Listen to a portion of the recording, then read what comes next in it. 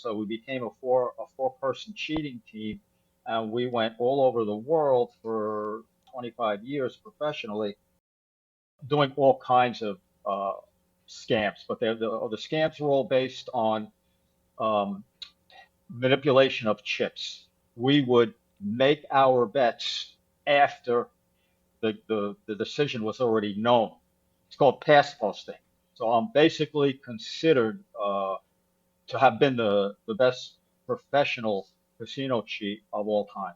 How much do you think that you got altogether? Over 25 years, we actually cheated casinos out of, say, $25 million.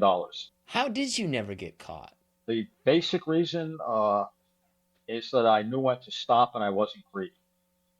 I knew when I had a lot of heat. Cheats know other cheats. Like, did you know other people that, like, Oh, oh, he's absolutely. Absolutely. We were, like I said before, we cheated every game, but we really liked to work roulette the most.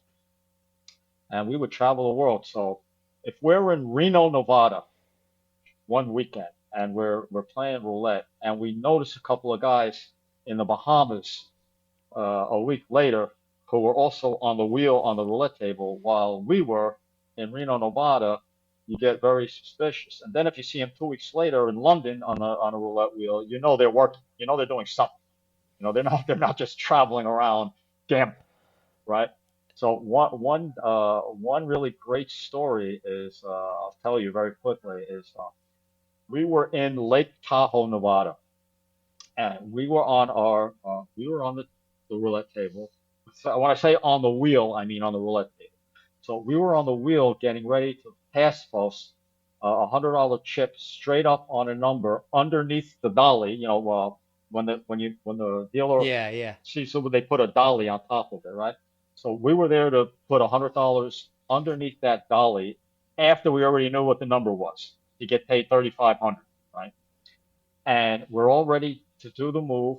And at the right time, when the mechanic, that's the person who switches the chips or puts in more chips, at the moment of truth, when our mechanic is preparing to do the move, his hand shoots out to where the chips are, like this, to try and switch them, right?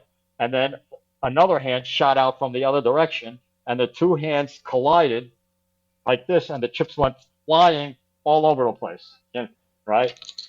In other words, our mechanic's hand and another hand collided, and the dolly went flying, and the chips went flying, and it was an embarrassing. But we knew what they were doing, and they knew what we were doing, which was basically the same thing. So the guy Joe, who was my mentor in all this, he had the immediate presence of mind to immediately spill a drink all over the layout to get everybody's attention off what happened and create chaos. And so nobody really even complained about it. The dealer never said anything about it, so we cleaned it up. But then we had a problem because we knew we had another team working in Lake Tahoe while we were, and we were getting in each other's way, so we had to settle this somehow. So we left the table, they left the table. We started walking around looking for them. They started walking around looking for us, and we met up with them in another casino in a bar. Uh, and it turned out they were from Italy, and most of the professional pass posting roulette teams are Italians. And the difference between them and us is in Italy, it's a generational thing, and most of the professional casino cheating teams in Italy are mafia people. They're actually part of mafia families in Italy. Yeah. So we knew that. So we had to be careful with these guys. So to make the long story short, we made a truce with them. There were four at the time on the south shore of Lake Tahoe. There were only four casinos, two on one side of the street, two on the other side of the street, and we made a truce with them. They said, "Okay, you guys stay here, and we stay here, and we don't get in each other's way," and it was fine. And then through the years, for the next 10 or 15 years, every time we ran into them several times, like 6 or 7 times. We would sit down and talk, and we would discuss. Okay, you guys can have these casinos, and we'll take these casinos. And besides them, over the years, I recognized other people's. cheating, other professionals. But I see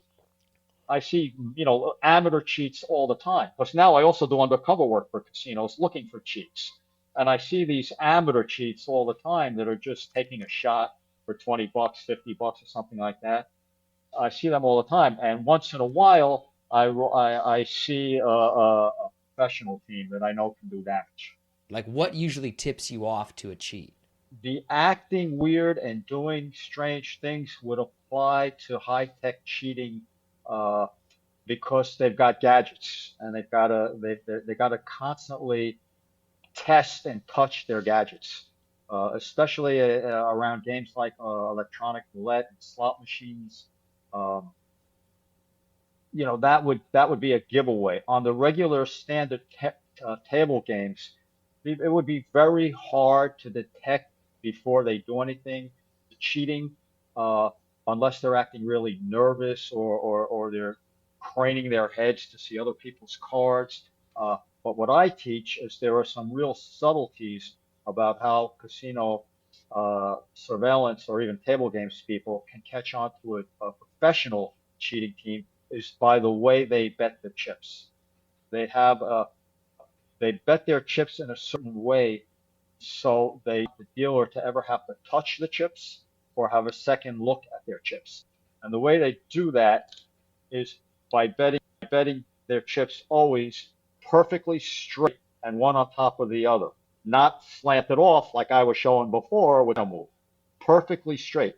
Because Nick, nobody bets that way. People when they're betting their chips, especially in games like roulette, when people are making multiple bets, they're betting on all the numbers, they're moving around, and they don't pay attention to their bets. They just put the chips down and they don't care how they land.